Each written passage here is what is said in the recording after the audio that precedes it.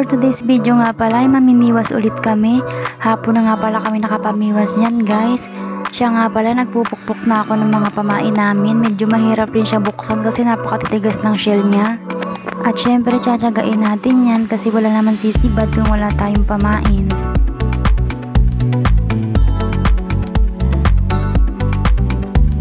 At ayan nga, ready na kami sa pag-alis.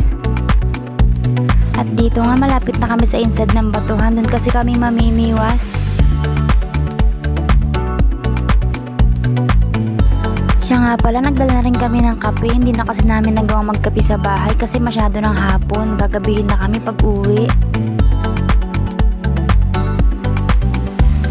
At dito nga nagre-ready na kami kasi nandito na kami sa pwesto namin kung saan kami mamimiwas. At syempre dito pinas forward ko na, masyado na kasing mahaba ang commercial. At ayan nga, sabay kami nakahuli. O diba, tig-isa na kaming ulam agad. Sa kanya nga lang yung pinakita ko ng malapitan kasi sa kanya lang yung malaki. At tingnan niyo nga yung huli ko, talagang hindi ko yung pinatawad at wala talaga akong ulam. At talagang sineswerte nga naman, nakahuli na naman ng isa pa. At seryoso na nga ako dyan kasi hindi ko mahuli-huli yung sumisibad sa akin. Medyo napipi ko na rin talaga ako.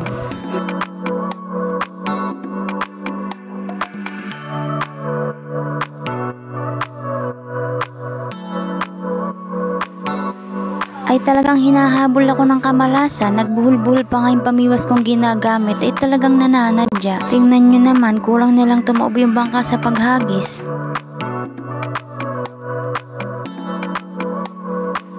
At dito nga nawala na yung inis ko kasi naramdaman ko may huli na naman ako. Pero dito hirap na hirap nga akong tanggalin siya sa biwas kaya pinatanggal ko na lang siya sa aking partners.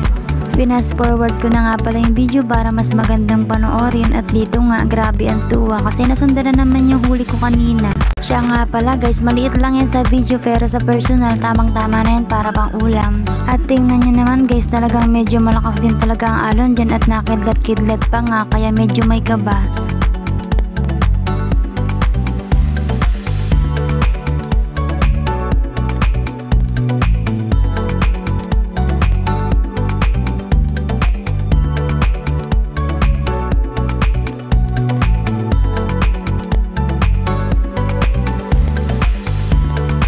At dito nga nasundan na naman yung huli niyang, tama lang ang laki.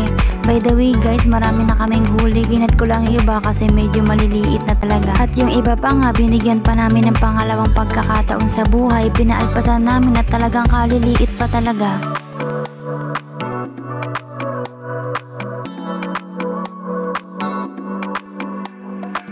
At talaga naman nga mabait sa akin ang karagatan. Binibigyan talaga kami ng maraming pang ulam. Pero malala nga daw ito kaya tinapon na lang ulit namin.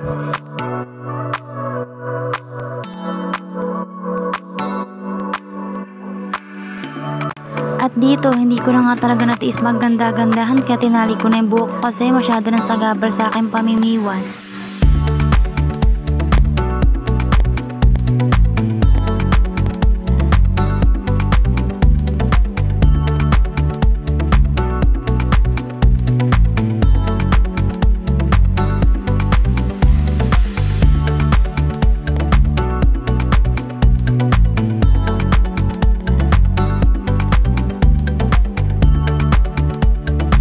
At heto na nga, sumabit na yung pamiwas ko kaya ayan, nagdesisyon na akong putulin na lang siya at kabitan ng bagong biwas.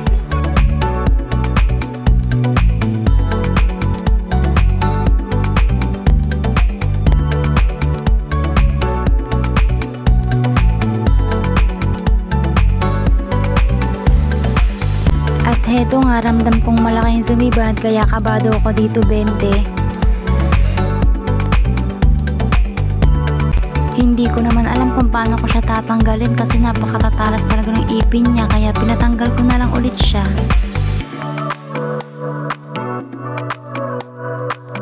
At dito nga nag-prepare na kami pa uwi kasi talagang nakakatakot na yung kidlat, palakas na ng palakas, baka mamaya butin pa kami ng ulan.